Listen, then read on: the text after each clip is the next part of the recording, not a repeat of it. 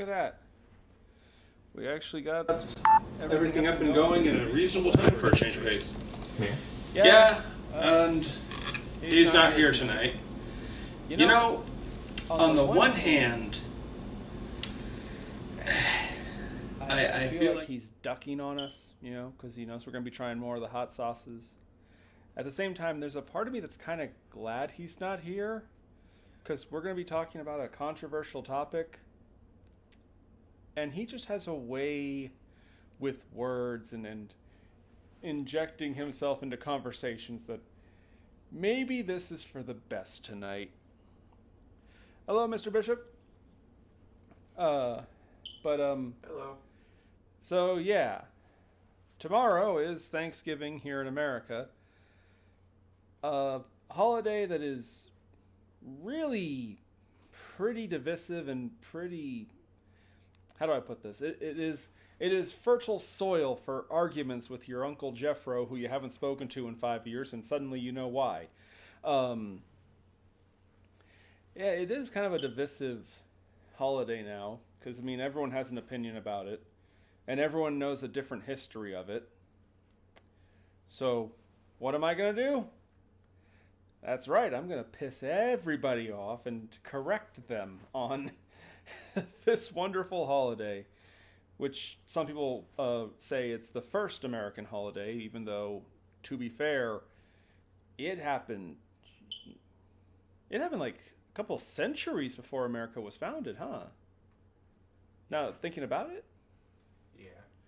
I'm terrible with dates, but yeah, no, it was... We were colonies for a good little while before that. Yeah, happy Thanksgiving to you, too.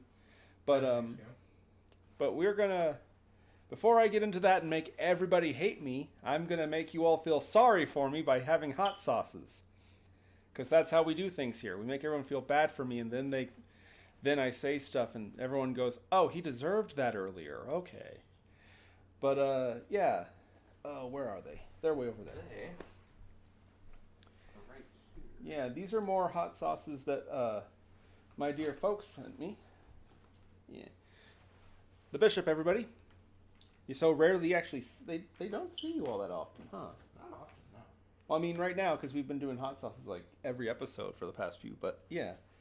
Thinking about it, no, you're usually off there in the corner manning the computer and stuff. They don't get to see you. But we're going to try out this one first. This is... Thank you, sir. Thai sweet chili. You might know this. Are there specific or unique peppers that grow in Thailand? Because I've heard that before. I've heard about Thai hot sauce and Thai seasonings. Probably, but I wouldn't know them. Let me take a look here. Sugar, water, white vinegar. Oh, you'll love this. Cayenne. Cayenne pepper mash. Garlic, modified starch, salt, garlic flakes, and garlic powder. Allergy warnings. This contains traces of tree nuts. It doesn't sound like it's going to be that spicy. No. Cayenne can be spicy. Specifically, coconuts. Coconut's okay. Uh-oh.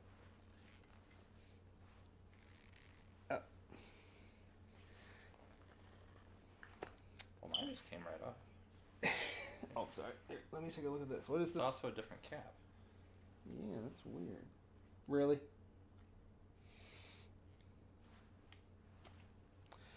Hello, Connie. Hello, Connie. We'll try that in a minute here. Oh, dear. I did not like that face you made. That smells like Thai sauce. Hold on. Make sure it's nice and tight. Don't want to pull a Bishop. Alright. Yeah, we're not even waiting around for this one. We're just jumping right into it. Oh! Yeah, you see what I mean? It's I was not prepared for that. It was strong. Oh boy. It smells sweet, but also vinegary. Yeah, I was going to say, there's almost a sourness to it, like sickly sweet. A lot of these hot sauces from this company, like last week. More you want? Yeah, I usually get more than that. I don't want to give you too much. See, I I apparently have really sensitive taste buds, so like a little bit of sauce is a lot more for me than it is for other people, but you know, I don't think it's going to be that good. I bet it's going to be vinegary. yeah. That's my prediction. You know, there is one thing I'm not going to miss with Jesus not being here tonight. The man, I'm convinced he can't actually taste. Because every time we try one of these, it's like Mike Tyson just walked into the room and punches us in the face. And he's sitting here. It's mid. I sincerely think him and DJ Scraps, I think they've shot their taste buds completely. And yes, I am stalling, by the way. But, hold on a second. Oh, happy Thanksgiving, Connie. Happy Thanksgiving. 3, 2, 1.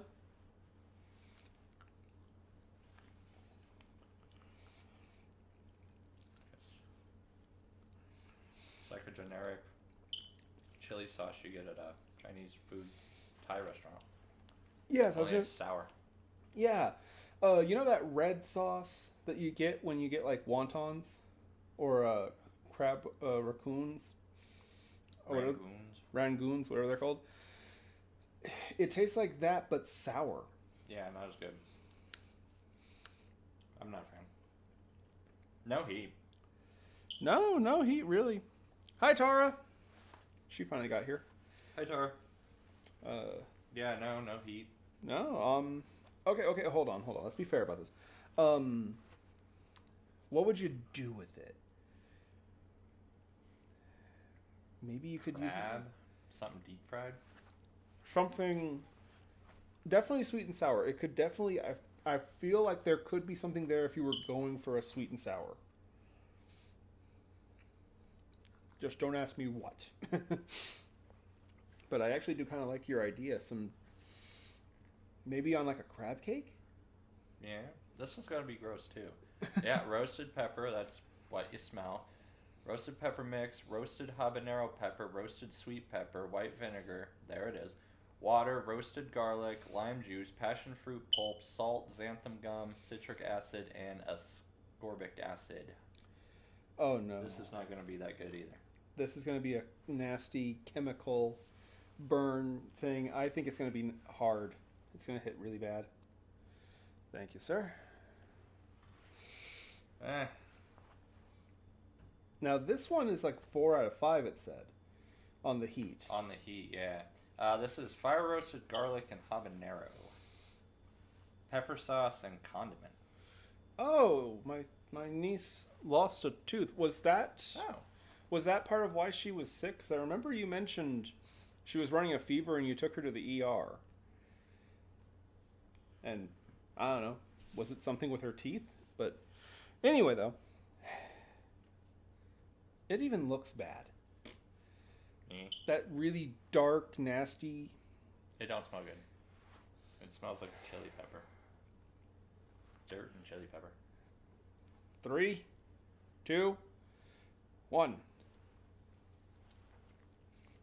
Oh. Ow. It's vinegary. There's heat there. There is heat. Oh, God. Oh, she had an infection. Hopefully she's... Yeah, that's spicy. Not too spicy. Not good. Just vinegar and pain. Very bad. Mm-hmm. Ow, it hurts. And it's that chemical ant sting. Yeah. And it's going to be one of those that lingers. Mm-hmm.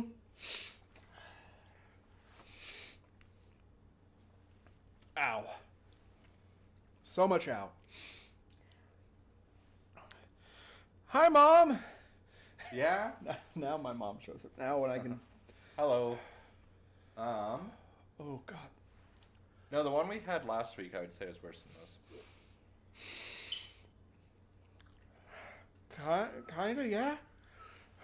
Yeah, no, this one is spicy, but I'd say it's like mid-range compared to what we've had on the show. Not too bad. We've had worse, but it does hurt. Mm-hmm. I think that's something that people lose when they see me reacting. It's not that this is the worst thing I've ever felt. It's just that it hurts. It's that it hurts. And it doesn't taste good at all. Yeah, it's just vinegar, chili pepper, and pain. See, I almost want to give it credit because I actually do taste peppers. It tastes like chili peppers, though. Yeah, but there's a flavor there besides vinegar. It's just that it hurts, and it's not going away. It's not something I'd use very much. No. Neither of them. I still argue that first one we tried, the Thai, I feel like you could do that could have something to it. Like I said, maybe on a crab cake. Yeah.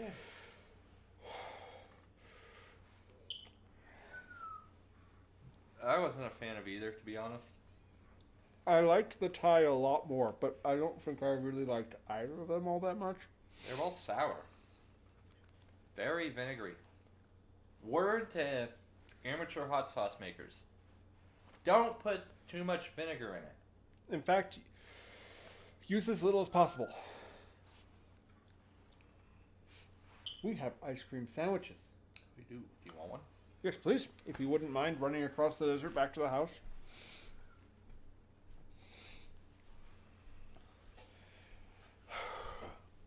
You know the weirdest part? And you'll understand, I'm talking to you right now. Breathing in makes it hurt less. Breathing out makes it sting more. I don't understand this. Yeah, that's why I always do the whistle breathing thing. Thank you, go. Mr. Bishop. Anyway, folks. Yeah. Now that I'm in pain and you all no doubt feel bad for me, are we ready to carry out the proud and true American tradition about arguing at Thanksgiving?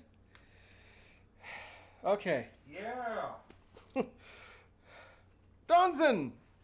Wonderful that you're here. It's not the worst thing we've had. I still argued the first time trying the Exceedum and that lion coffin sauce. Those two were bad. The lion sauce is the only one that's ever made me throw up.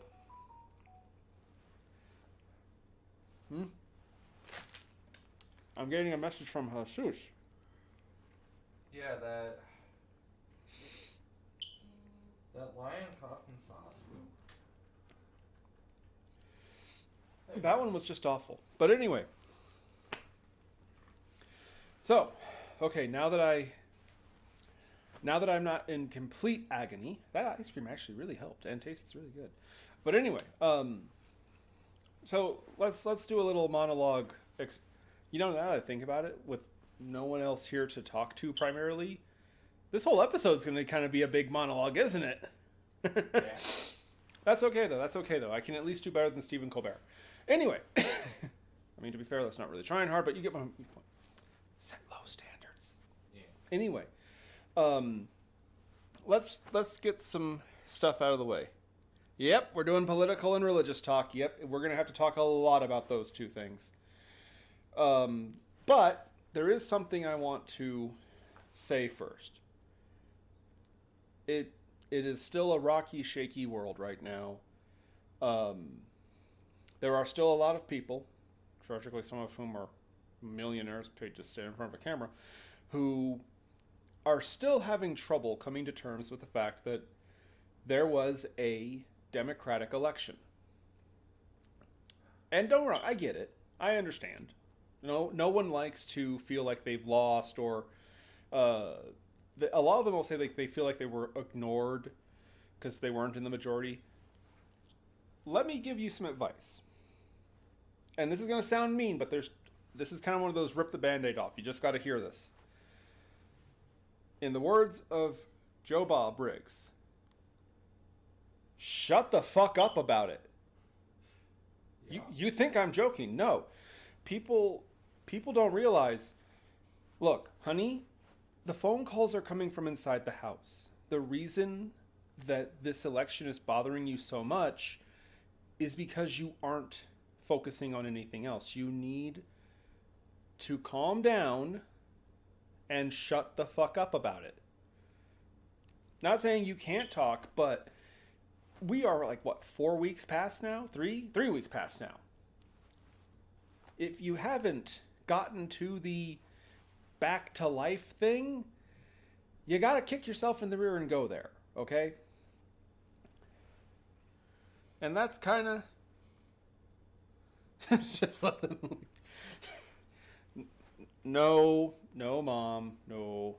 We're gonna be better than that. We're going to be Americans, and we're going to work with our differences, because the fact of the matter is, the diversity of America is legitimately one of its greatest attributes. That includes people who are currently having mental breakdowns. But that is why, golden rule, shut the fuck up about it. Move on. Focus your time and energy into other things. That being said, who's ready to argue and hate? Oh, I'm terrified. We may need to put a wall up between our dads. I can already see them arguing. I mean, not now, but later. Are we going to have these type of talks every 4 weeks? Maybe, Donson, maybe. But anyway, so, now, Thanksgiving. Now that we have that, discussion out of the way, and we're all ready to just have fun and, hang out together, here we go. Thanksgiving is kind of argued as being the first American holiday because it's the only holiday America celebrates that's actually older than it. If you want to get really technical about it, the 4th of July is the first American holiday because it's literally when we were founded. Well, there's always some person who comes in, actually the Constitution was probably signed and everything like several weeks before then. 4th of July was just a convenient, I don't care. It's the 4th of July. It's Independence Day. But anyway, Thanksgiving, really controversial topic. Mainly because of the fact that around, what would you say, 04, 05, the narrative really shifted on what was Thanksgiving, because growing up and through most of American history, the story of Thanksgiving was that the Pilgrims came over from Britain and basically were fleeing religious persecution. They were fleeing the tyranny of King James, if I'm not mistaken. It was one of the Jameses. I think it was King James. I'm sure somebody in the chat can actually correct me. Aw. My dad went to bed already. Mr. Bishop's probably sad. He's like, aw, my sparring opponent. He's like actually he's doing a peeking emoji. But anyhow. Okay, that's an interesting thought, Mom, about participation awards. But anyway. Basically, the Pilgrims came fleeing their tyrannical king, and they met these really friendly, nice, and happy Native American people who taught them how to grow corn. And that was the first Thanksgiving. And as you can guess, that is what I would call a Disney version. It's a very happy, horribly inaccurate rendition of the story. Of course, the problem is that around the early 2000s, suddenly the story changed. Oh, the Pilgrims were colonizers. They were imperialists who had come to conquer the land, and Thanksgiving was actually celebrating a massacre of when they killed a bunch of... No, not how it happened either. We've had almost 250 years to get this right, and we still can't figure it out. Well, here's the thing. The problem is that to talk about Thanksgiving and to explain what actually happened and stuff like that, we actually need to dial the clock back a little bit further. Like, about 150 years ago. Let me explain. So, for starters, the New World, the American continents, was not new when the Pilgrims first set sail in 1620, I believe it was. Actually, it was they landed on 1620. I want to say it was the same year they set sail that same year, I believe. But anyway, 1620 is when they made landfall. To understand everything about Thanksgiving, we have to go a little bit farther back. And unfortunately, we don't have an exact timestamp for this, but some people in the chat might know this event as the Greenland invasion. So, what the hell does Greenland have to do with this? Very simple. Way back in throughout history, the regions that we call Scandinavian, Finland, Iceland, Germany, parts of Russia, Ukraine, stuff like that, were ruled by these various tribes that we collectively refer to as the Norris, or the Norsemen, or the Northmen, depending on your accent. We also call them Vikings. See, the problem with that northern region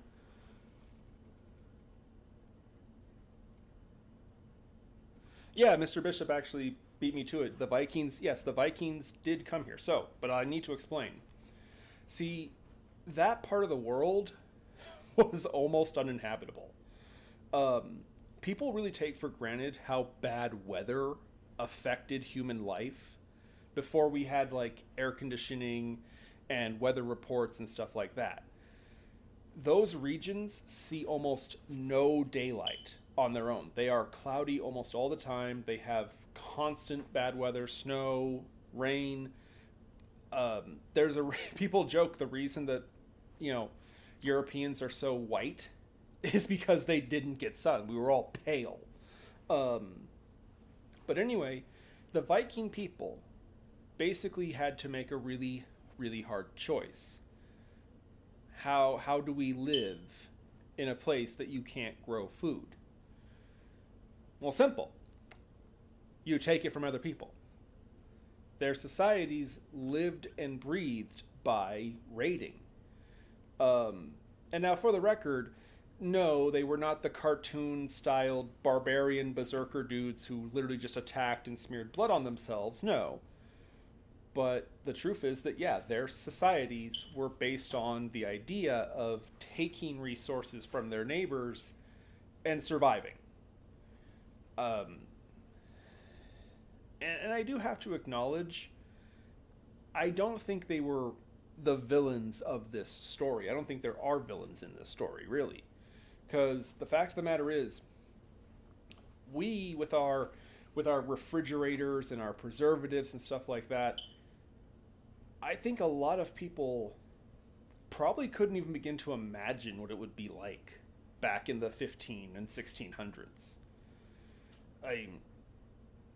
Literally, like, you talk about, well, you'll just grow some food and survive the winter on your crops. Yeah, that's adorable, kid. Crops are like your villagers. Most of them won't make it to the winter in the first place. Are we interrupting something?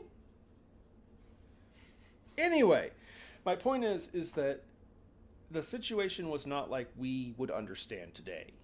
They were not plundering and, taking treasure. In fact, actually, ironically, they would almost never take treasure, like gold and jewels and stuff like that.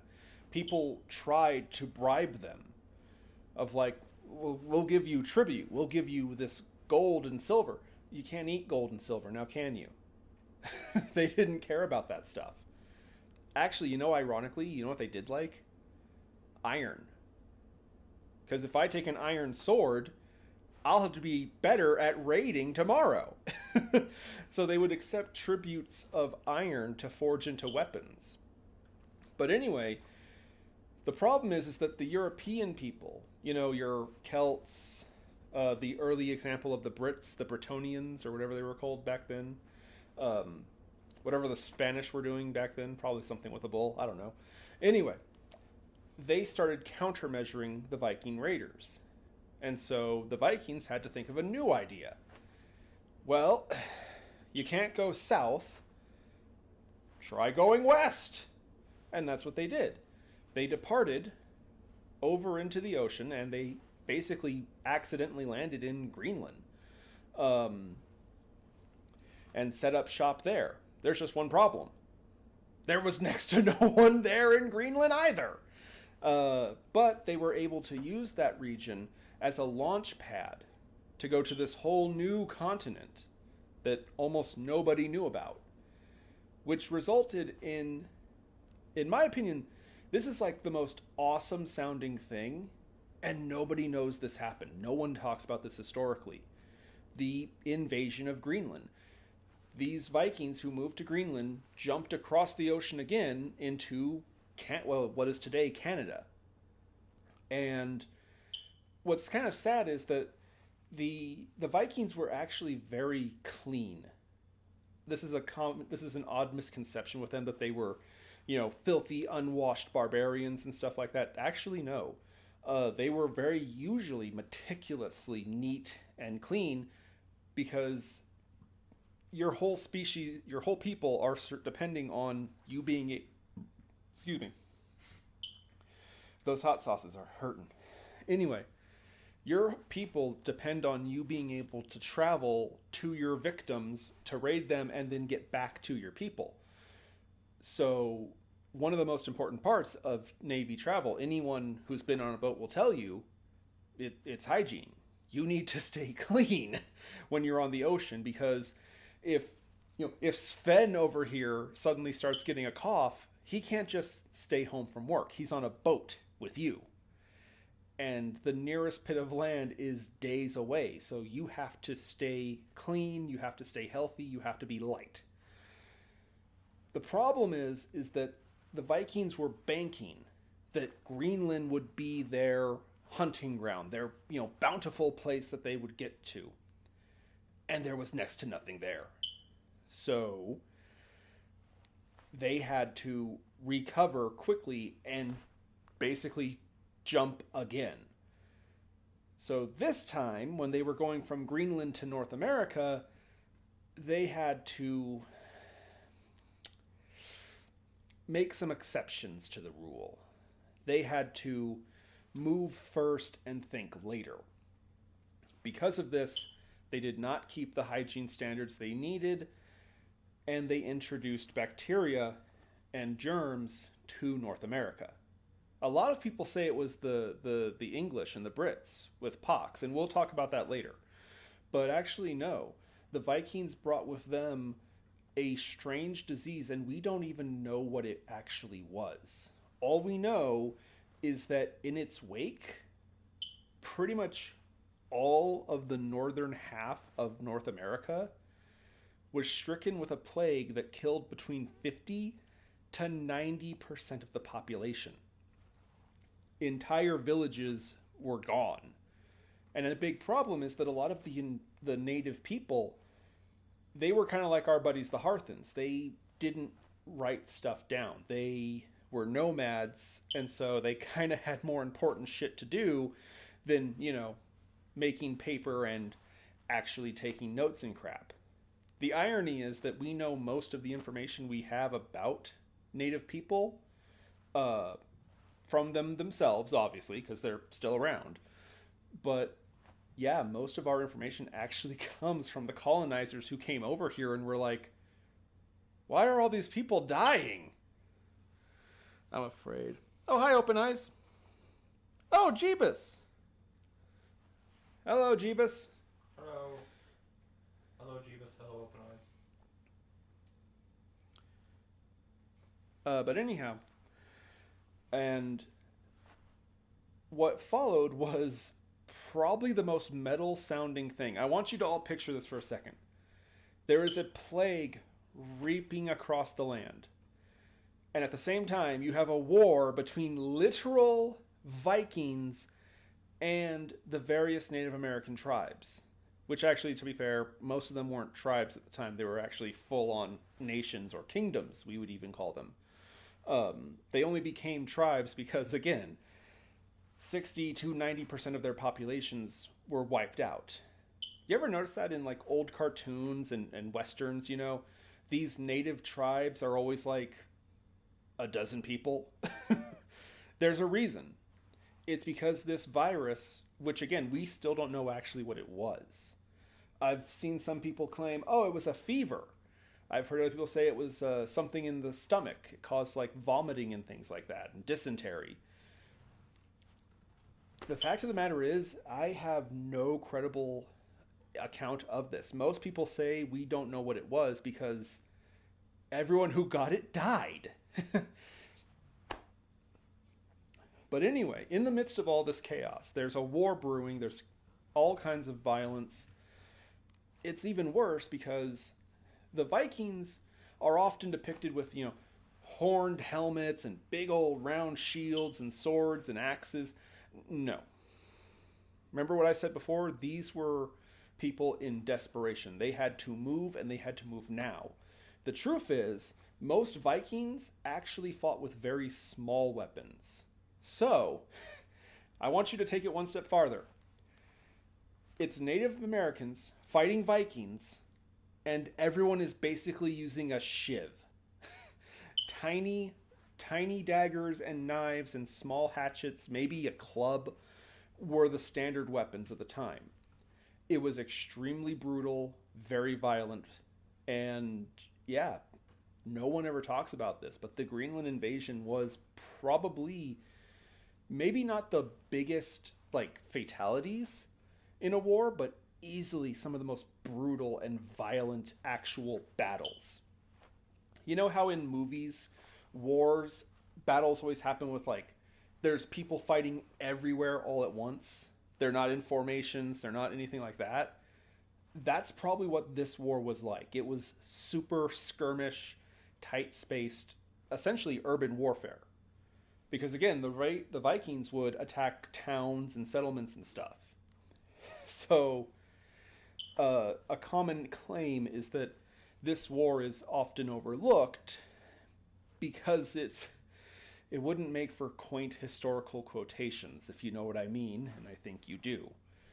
Ultra violent, and again, we're not quite sure how long it was or when the Vikings exactly came, but boy howdy, it was nasty. And it's funny, they say, the most important part of comedy is timing. Because less than maybe 20 years after the Vikings stopped raiding, guess who showed up? Guess who finally came to America? The Pilgrims. Who, by the way, were a horribly confusing people to talk about as well. So let's get right to that. But put a pin in that whole Viking versus Native American war thing, because it's going to be very important very soon. So, the Pilgrims were actually a sort of political faction that had gotten around to calling themselves the Saints, because they were, in complete truth, they were kind of the extremely religious people. So you got to understand something. British rule can be summed up as the church and the crown in a tug of war. One way or another, either the king was in charge or the church was in charge. And these two groups of people hated each other with a passion, because there's nothing that power hates more than a rival. Now, King James, very controversial guy, he desperately wanted to take power away from the church. One of his big steps was actually printing English, French, and Spanish versions of the Bible. Thus why we have the King James translation, or the King James Version as some people call it. Because before then, the church had the Bibles written in coded language that only priesthood were taught how to read. So essentially, if you wanted to hear the good word, you had to go to church. If you went to church, the priests would often, they might work in some propaganda, maybe sway you in how you feel about good King James. But if people don't have to go to church to hear about the Lord, well, then they don't need the church. Now, do they? And in fact, aren't you grateful to King James, who gave you a Bible that you could read yourself? You know what I mean? And that was basically his whole career, was literally just like Tom and Jerrying it with the church. He constantly was undermining them and their authorities. And one of his ideas was, there's this new world, they called it, the New World, the Americas. And Spain had been going there for, decades by now, if I recall correctly. After their buddy, Christopher Columbus, who ironically wasn't a Spaniard, he was just backed by Spain. After he found a way there, everybody was planning to go. King James had this idea. Well, shouldn't Britain have a colony there? Everybody else does. The French have land there. Spain has a bunch of territory down there. And it's a really dangerous journey now that I think about it. It'd be almost a suicide mission.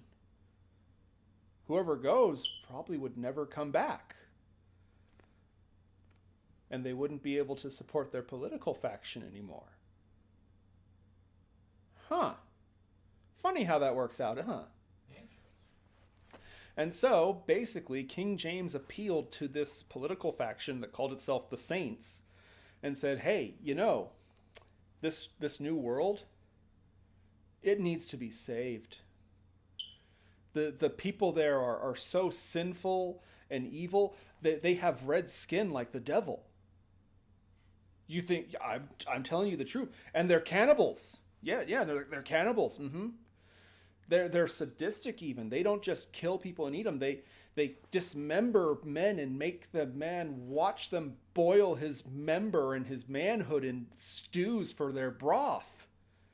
These are all things, by the way, that King James told them, like, no, they're evil devils. They're not even like savages, like you find in Africa. No, these are literal demons from hell.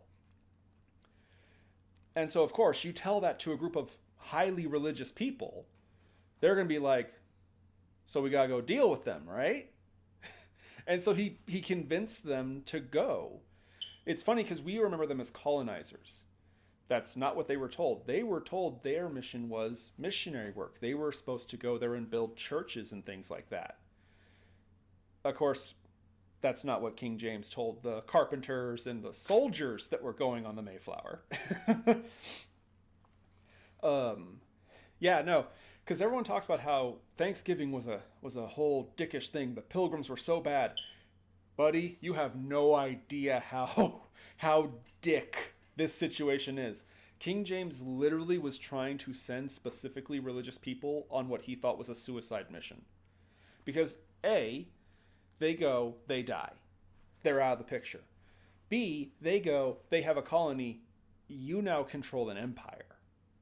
Essentially.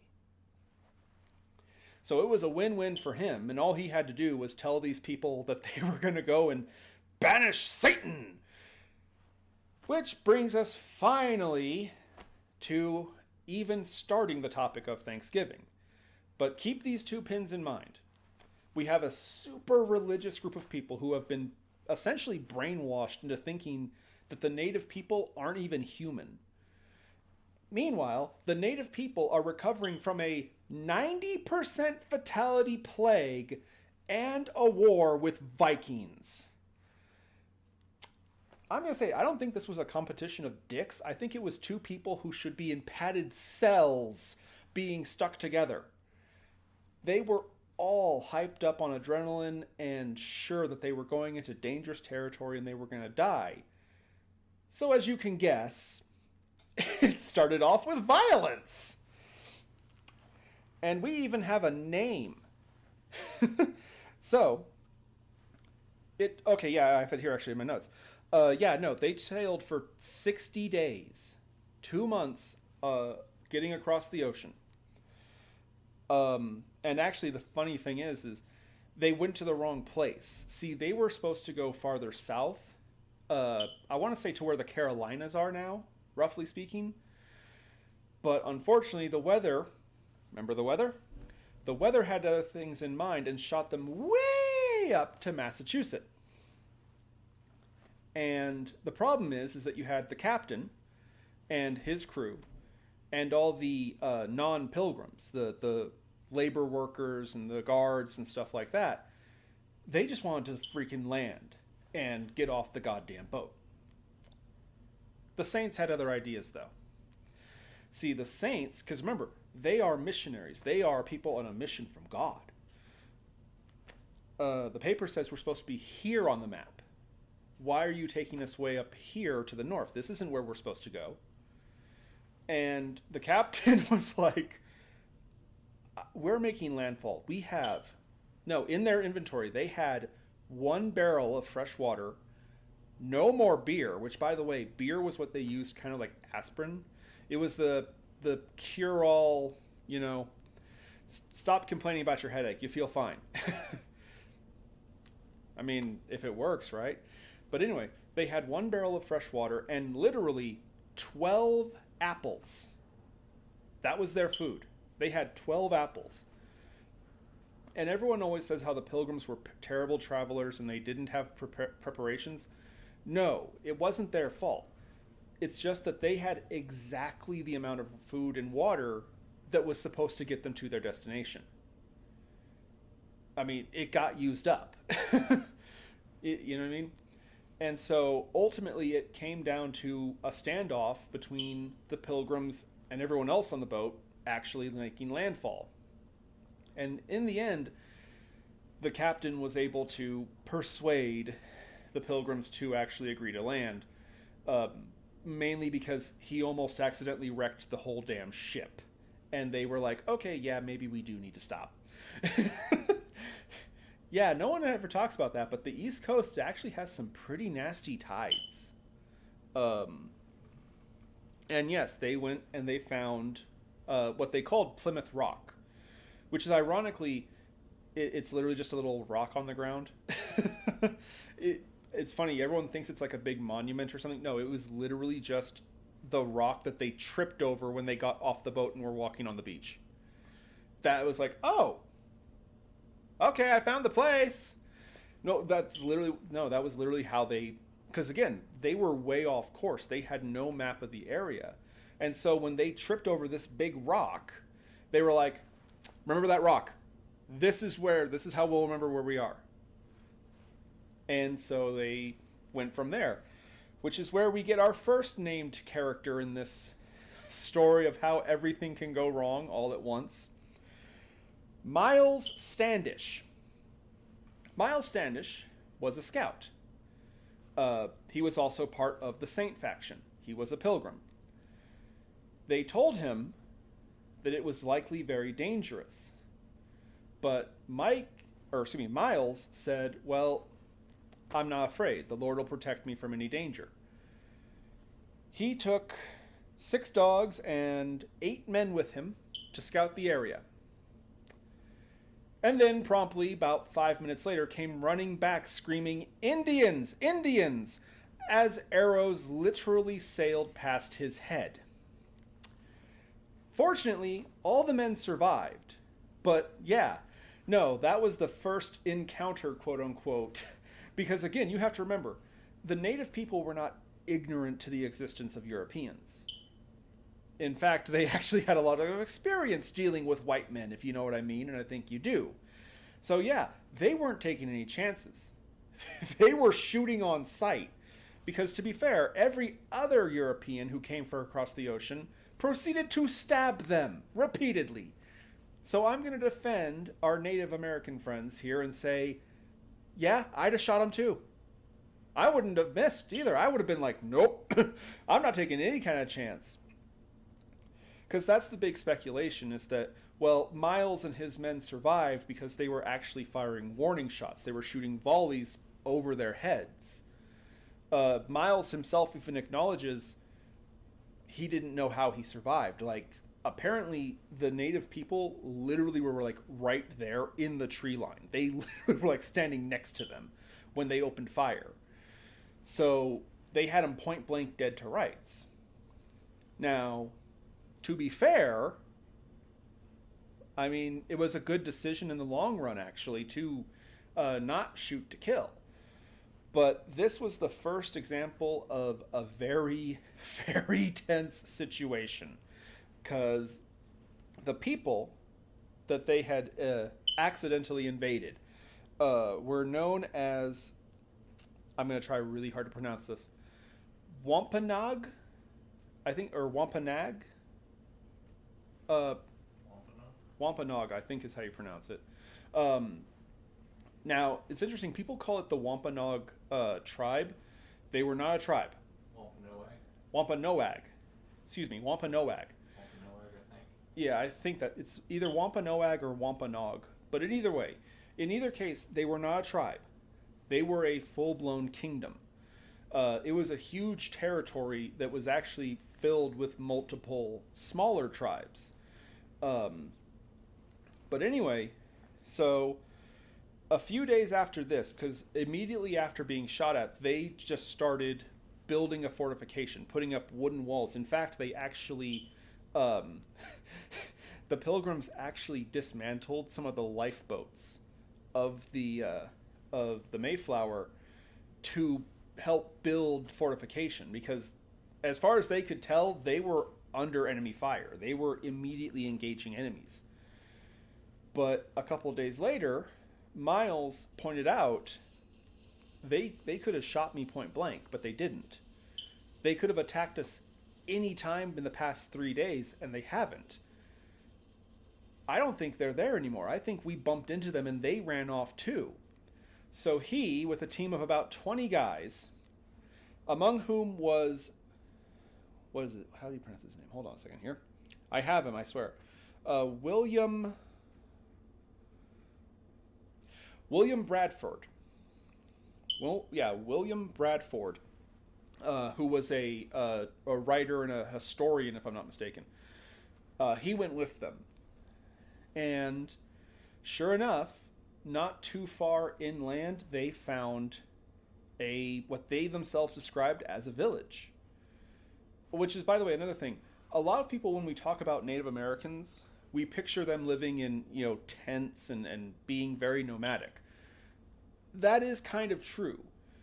But they actually did have buildings. They had fortifications. They had towns. There are some that are still standing today. Down in the Southwest, you'll find little towns that they literally built into mountainsides. But anyway, they found this town, and there was no one there. There was also these really suspicious mounds of dirt. And so, being nosy Europeans as they are, the men started digging up these mounds and realized they were massive graveyards. Piles of bones and human remains from the plague. The natives tried to control the spread of the plague by just burying corpses in mass. And what's funny is supposedly the party splits here. Because you had Miles, who, remember, they chose to spare him. They could have killed him, and he knew it. He knew that they could have just shot him dead. And so he was, how do I put this? He was more sympathetic to them because, well, they can't be actual devils. Why would a devil not shoot you? Was his logic. William, on the other hand, was like, these are savages. Who just throws multiple bodies in a hole and covers it with dirt? This is savage. And so William wanted to continue searching around, and Miles was like, this is obviously a sacred and dangerous place. We shouldn't be here. We should, even if they are savages, we're not. We shouldn't be here. This is a graveyard. Unfortunately, most of the men listened to William, and they continued to explore. and they found fresh water. They found a pond, which, to be fair, they needed. They had one barrel of water left. And after 3 days, I don't imagine that barrel was very full. But, and what's funny is William was like, leave no stone unturned. Anything useful we need to take now. Miles started taking notes. And he was like, okay, yes, fine. We'll take water. We'll take whatever supplies we can find in these houses. But we're going to take a census of everything we take. And when we find these native people again, we're going to pay them back. We are not stealing or plundering. We are good Christian men. Good Christian men don't steal. And they don't have a debt. You pay your debts back. That was a thing. So, of course, I mean, obviously, William, having to be an asshole, was like, sure. And then they hit the mother lode. In some of the houses was corn. Piles and piles of corn. So much corn that they had to dump out their bags with their camping and survival stuff just to have more room to put more of this corn in. Apparently, this town was trying to stockpile and hoard up food, and then literally everyone died of plague, and the people who did survive figured, well, the corn must be infected too, so don't take it. So the Europeans were like, yoink! There's even stories about how they literally stuffed their pockets and shoved it down their pants. Any way to carry, just that little bit more corn was absolutely vital. Stuffing it in their shoes, putting it on their heads, underneath their hat. Any way you could. There's even one account, they found this big cauldron, which is really rare, but it was an actual metal cauldron. And they were like, how did natives get this? It doesn't matter, we can carry more corn in it. And Miles was like, okay, now you're taking it too far. We don't need a cauldron. We don't need that. We only take what we need from here, and we're going to pay it all back. And supposedly William was like, kid, shut up. Okay? We are taking everything we can. And Miles was like, I'm not letting you. No, we are not thieves. We are not going to steal. So William said, fine. We'll leave the cauldron. And he proceeded to throw it into the pond. We didn't take it. We left it where we found it, here in the town. Happy now, kid? Yeah, by the way, no, these two didn't like each other at all. And so they went back to the Mayflower settlement, camp, whatever you want to call it, with tons of corn. Now, another problem came up. Because now Miles has this list of, a bill, no, literally a bill. Of like, okay, we took this much corn. Corn is valued at so much back in England. That's the standard we're going to use because we're Englishmen. We owe the native people here a few £100 of silver and beads and jewels. To which everyone else in the camp was just looking at him like, you hear this idiot? Oh no, it was bad. It was really bad. Miles was not liked in the camp because he kept prattling on about how they're not monsters. They're not evil. They are people. They are thinking, living people. And basically that was life for the next few months. They would go out on parties and find more ghost towns, more abandoned towns and camps and stuff like that. Because again, 60 to 90%. But Miles started having this weird habit of he would go with the parties to explore and find more resources, and he would basically lag behind. My buckle on my boot. You guys go on ahead. I'll catch up. You'll only be a few yards away. Hold on. And when they started to leave, he would take some doubloons or some pounds or something and leave them there with little notes like, thank you, Sorry, I can't explain. We'll pay you back. There's just one problem. He wrote them in English. Wampanoags don't speak English. Fun side note, they didn't have a written language before they met the Europeans. All their traditions, everything was oral. They had no writing at all. In fact, the first thing that the Wampanoags actually wrote, this is a kicker, I love this. The first thing they ever wrote in their own language was a reply to one of Miles' letters. Thanking him for being considerate and having, rough translation, having dignity that his kinsmen didn't show. But yeah, no, this Miles guy was kind of cool. I kind of like him. Bad luck to start, but you know, it's how you finish, right? Anyway. Oh, good night, Mom. Bye. Bye, Jesus. He has to go back to work. Anyway. I feel bad. I keep having to remind myself to actually look at the chat because I'm trying to tell a story here. But anyway, and again, this was life for the first few months. And finally, an envoy actually came from the Wampanoag people. And here's the funny thing. You know, sometimes you walk up with a white flag, you know, peace. Other times you shoot an arrow with a message. No, you know what they did? They literally just walked through the front door. No, he waited for them to open the gates that they had set up so they could have a party go out. And he literally just walked in like, excuse me, hello. And the funny thing is it worked because everyone was so stunned that here's a native. They hadn't actually seen the natives. They had only been shot at. So it's like, you guys are real? And the settlers were so stunned at how brazen this guy was. And then he speaks English. He says hello. Now, it was a very broken English, and apparently some of the settlers actually were kind of making fun of him because he kept getting words wrong. But he was saying their words back to them. And they were like, holy shit. Miles was right. Native Americans are people. They're human.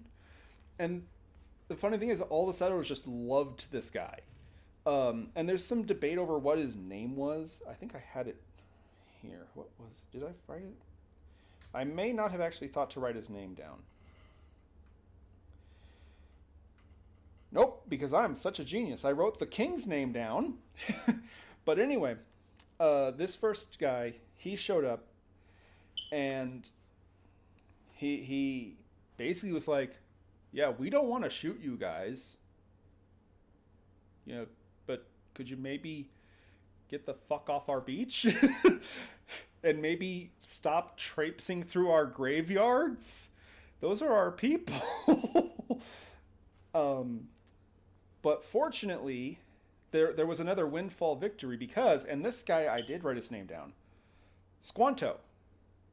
Don't laugh. Squanto showed up.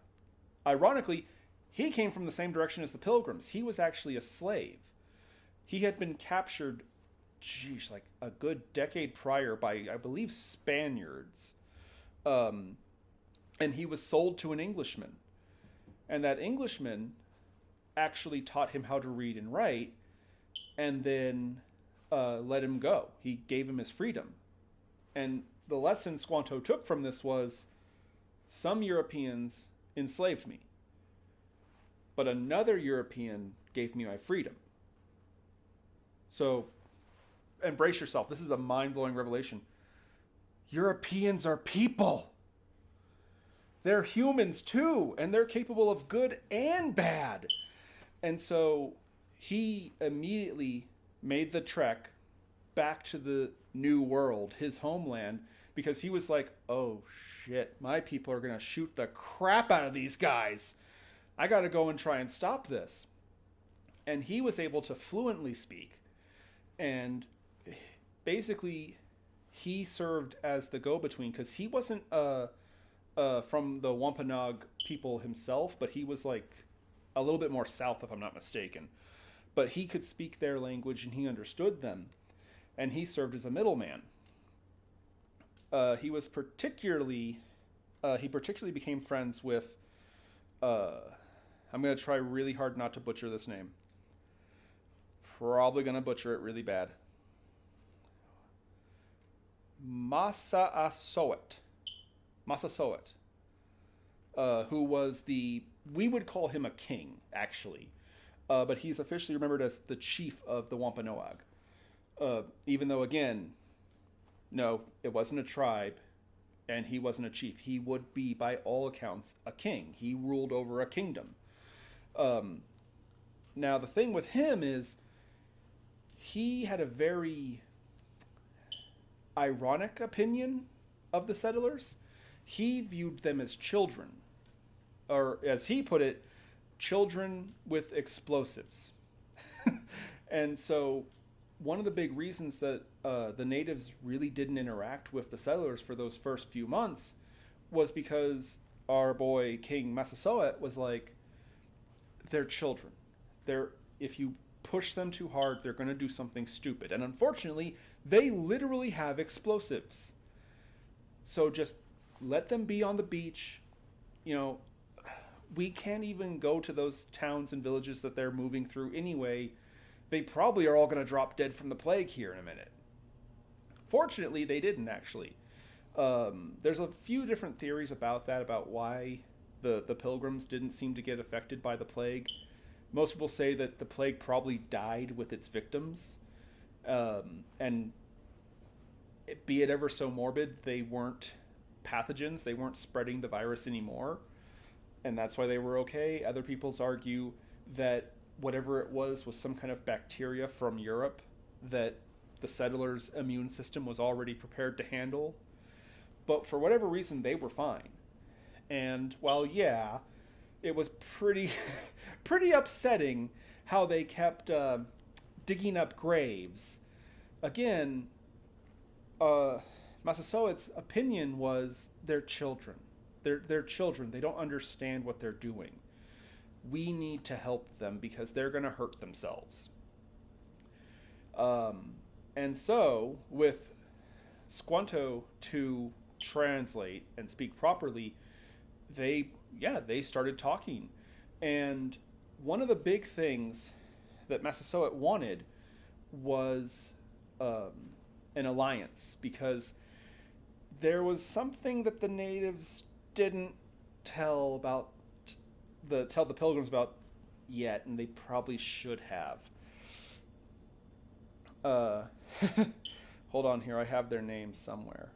So remember how I said there aren't really any villains in this story? There kind of are. Come on, I know I have them here. Hold on a second. Children with explosives. Oh, that's a little bit mean, don't you think? Open Eyes.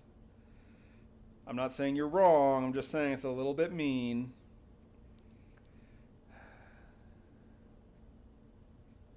Hold on a second. I have them, I swear.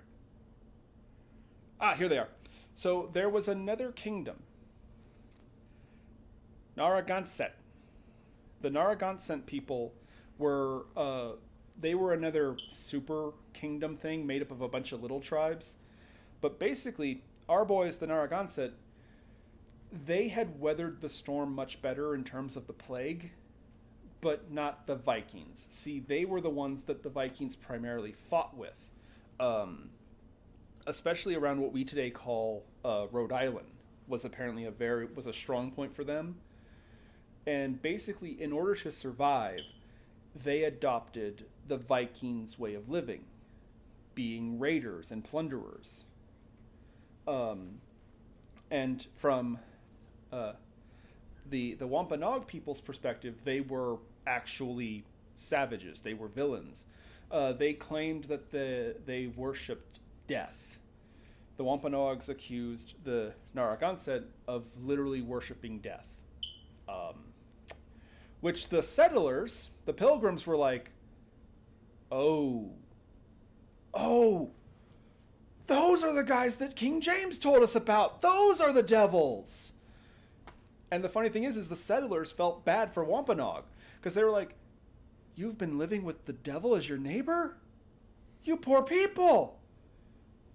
And so, of course, they lean over to each other. These guys are like children. They're so naive. Meanwhile, the Wampanoag people are like leaning over to each other. These people are batshit crazy. They're like children. We have to pity them. No, that's the funny thing about this. You had these two people, and they actually were assuming the same things about each other. They both were like, oh, you poor child. I have to help you. I have to protect you. Now, what's interesting is that a lot of people, you always hear this on, especially with these Reddit historians, that how, Christianity comes in and it oppresses and destroys all other religions and stuff. What if I told you the specific the linchpin, the key that made the Pilgrims align themselves to the Wampanoag was their faith? Because you see, here's an interesting thing about our boys, the Wampanoags. They were monotheistic. They had one god, who they called Kiatan, or Kiatan, I think is how you pronounce it, Kiatan, who they often referred to as the creator, the creator. And they told the settlers about their god. And basically, they said, well, Kiatan made man and a woman, and he made the world, and he made all the animals, and he made all the trees, and then he tasked man and woman, humans, with basically taking care of the world, taking care of his creation for him. Does this sound familiar, by the way? The settlers were like, you guys have read Genesis? and the funny thing is Squanto was like,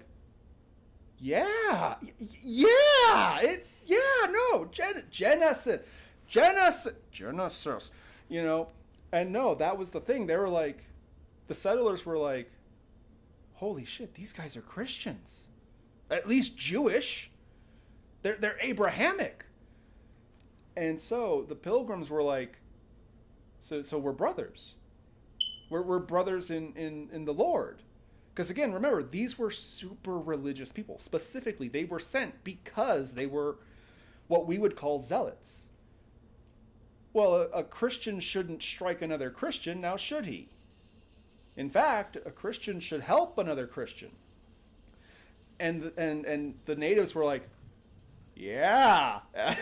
well, hey, Kiatan, Yahweh, tomato, okay? Can we not be viciously murdered by the Naraset people? How about that? I'm pretty sure there's nowhere in the Bible where it says, no, just let them massacre your brothers. It's fine. Pretty sure that doesn't happen. But anyway, no, it was literally their faith was the bridge that finally cemented that the Pilgrims and the Wampanoag would be allies. Now, I know what some of you are thinking. What in the Sam hell does any of this have to do with Thanksgiving? Well, we can finally get there because we got all the pieces. So, you have a Native American culture who viciously had to defend themselves against the Vikings. You had a plague rip through the land. So now, populations of hundreds of thousands are little bit to nothing. My mom's like, it was aliens. But anyway, you have these highly religious people who came from Europe. And now, both of these factions have this sort of, we have to protect them because they're ignorant mentality. They think the other guy needs their safety. And it's funny, Ancient Aliens, I have one better that is going to blow your mind here in a minute. Because remember, we have these guys up to the north, the Naraset people, and I'm sure I'm mispronouncing, but they live by raiding. They have this, again, some people try to claim that the Naraset people weren't actually that bad, and that the Wampanoag people kind of demonized them because they really needed the Pilgrims to be their ally. And so they couldn't just be like, oh, yeah, no, there's some assholes up to the north. No. Oh, but yeah, no, devil. Ooh, yeah, devil bad. You know, and they kind of demonized them. But again, they supposedly had this twisted view of life that, like, in order for them to live, they had to kill. People had to die for life. Life fed on death. And so that was their mentality. Allegedly, to be fair. Again, we're talking about from one person's opinion. I'm going to be fair about this. But I want you to picture something here. Because this honestly sounds like the most metal badass thing imaginable. So the Pilgrims were like, yeah, no, we'll help you. We'll help you defend against these raiders.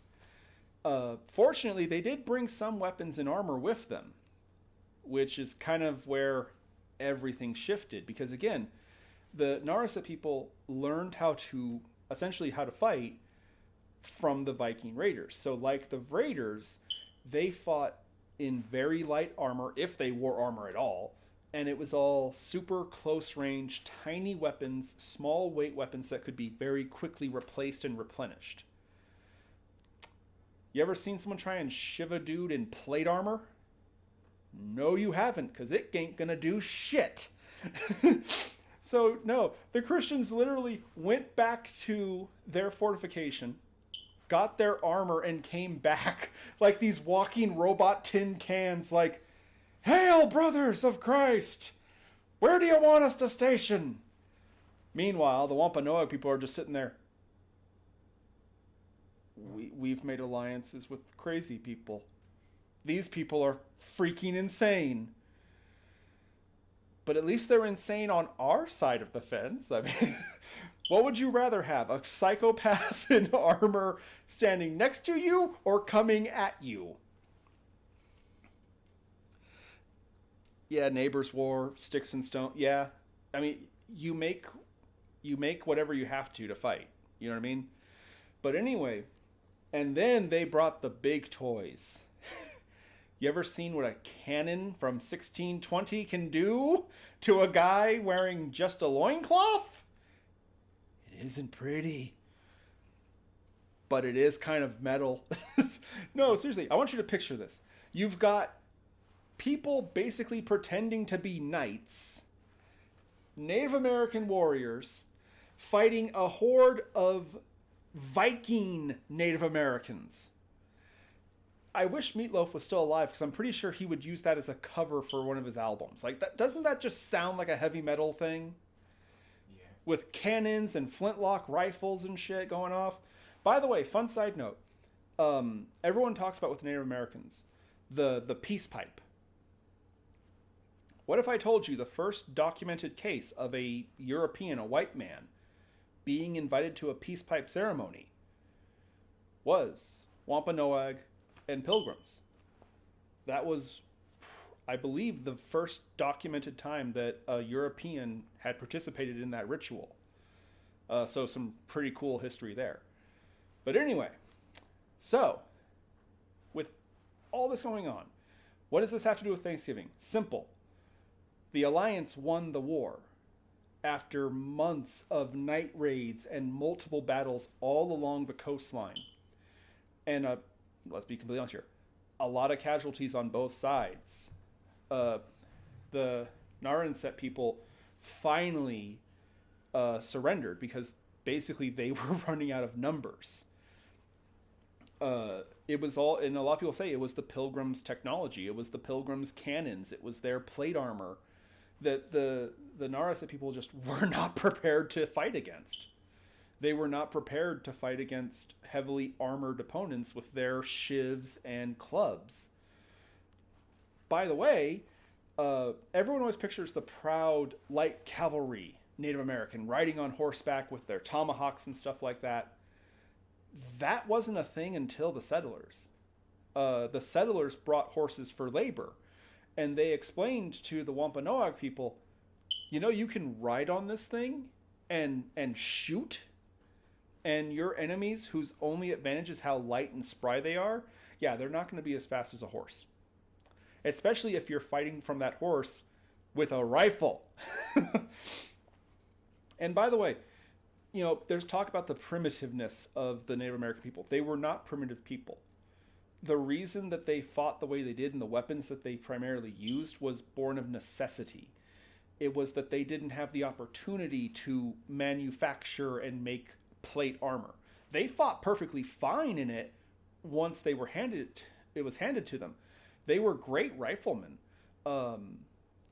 Although I have heard stories that some natives actually preferred to use bow and arrows and tomahawks as a personal preference. It wasn't like some sort of, they aren't smart enough to use a rifle. No, they were. They could use rifles just fine.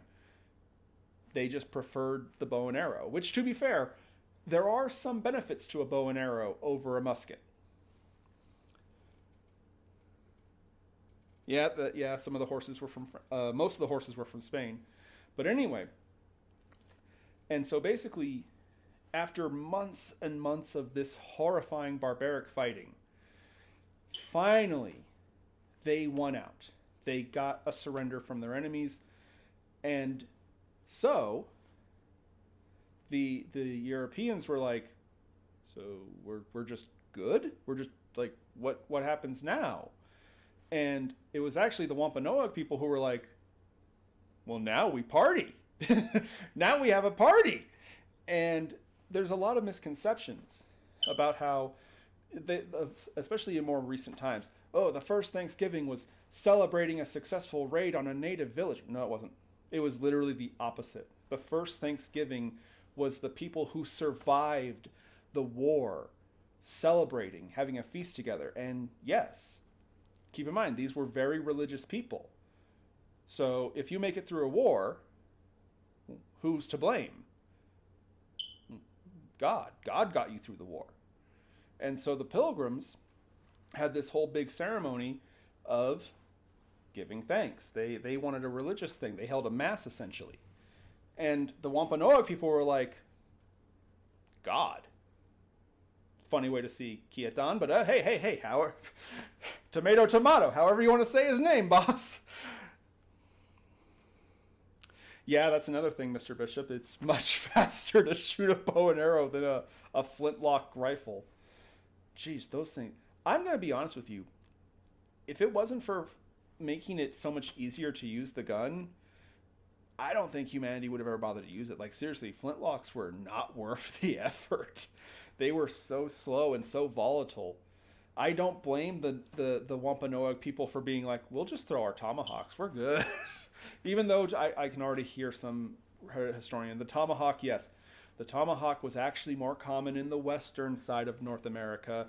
Most of the eastern Americans were more fond of the bow and arrow, or what we would call a javelin, a throwing spear. But either way, my point is, I see why they chose not to use the rifles that much. Although I will confess personally, I've always wanted to fire a flintlock. Because I've heard them go off. They sound like God slamming a car door. But I heard one once at Mansfield, actually, in a historical reenactment. But anyhow, back to my story.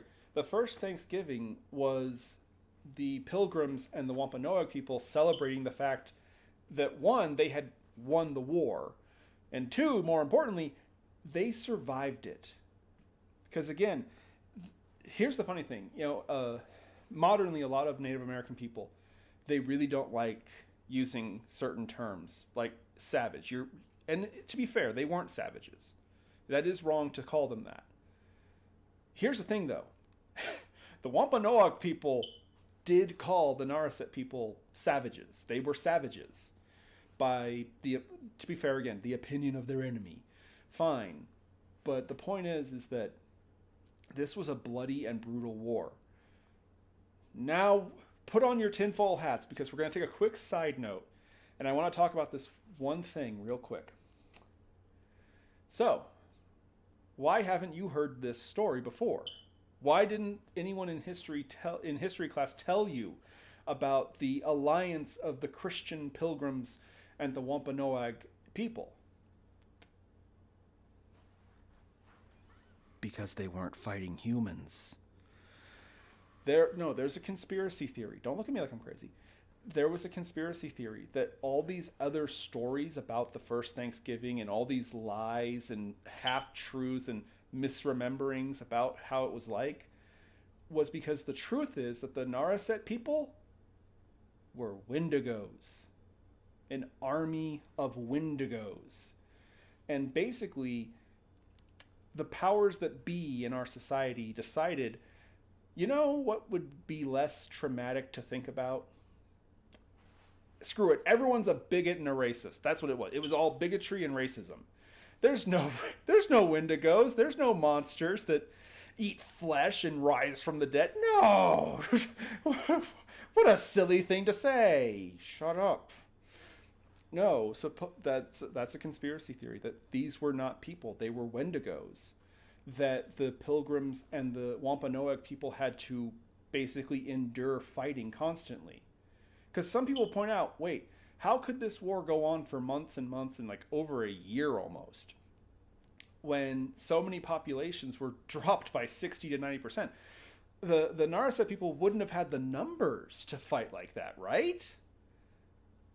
What if they were undead? The Wendigo, you can't kill a Wendigo unless you specifically destroy its heart. So even if they fought off, wave after wave of these creatures, unless they specifically destroyed the creature's heart, it would just come back anyway. And Dimension aliens, yeah, my mom. She knew it. She knew they were aliens. Mr. Bishop, have you ever fired a flintlock? Because he says they kick like a mule. I'm saying it nicely. Oh, he probably has.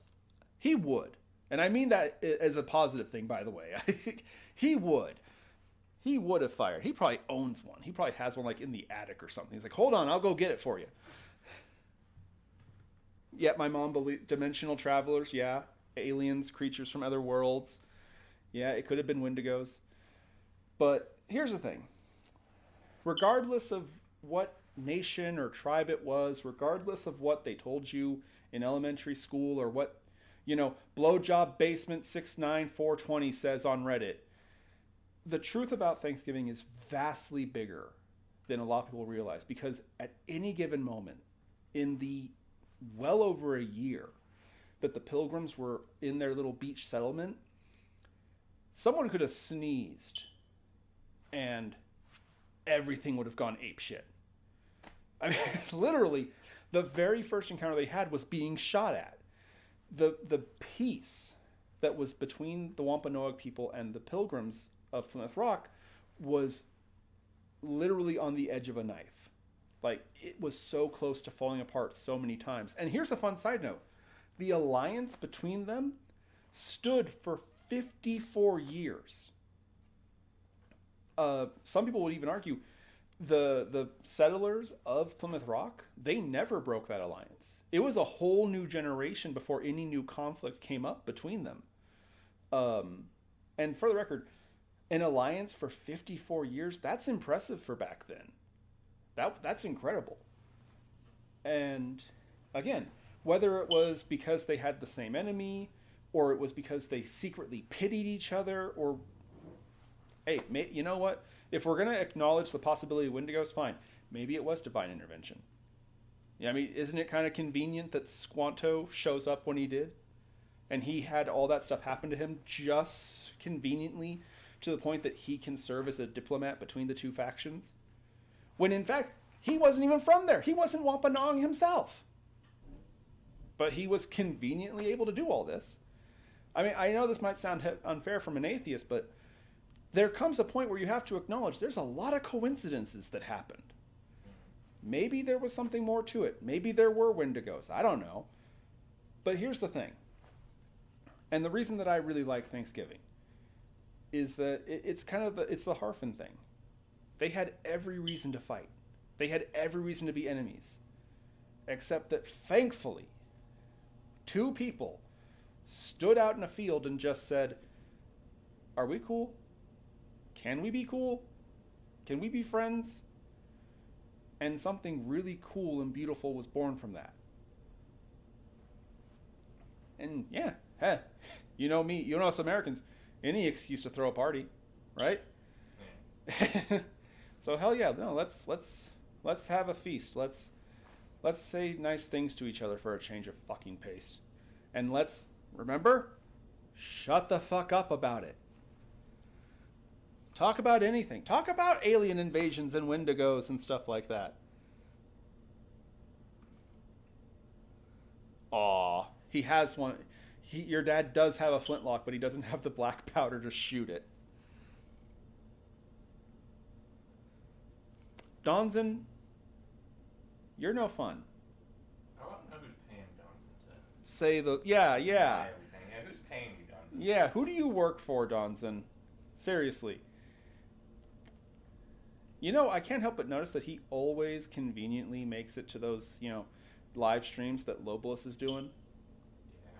I don't think he's ever missed any of those things. There might be a connection there. Who knows? It's just a theory. But anyway, so Pilgrim, Wampanoag, Naraset, Wendigo, whatever you are. From all of us here, we hope you have a happy Thanksgiving. If you're not American, fuck it, have a turkey anyway. No, seriously, that's the American way. Fuck it, have a party. That's the real American spirit. We'll celebrate for anything. Hell, we have holidays because there's a holiday coming up. But anyway, folks, we'll be back next week. What are we talking about next week, Bishop? Jesus will be back then.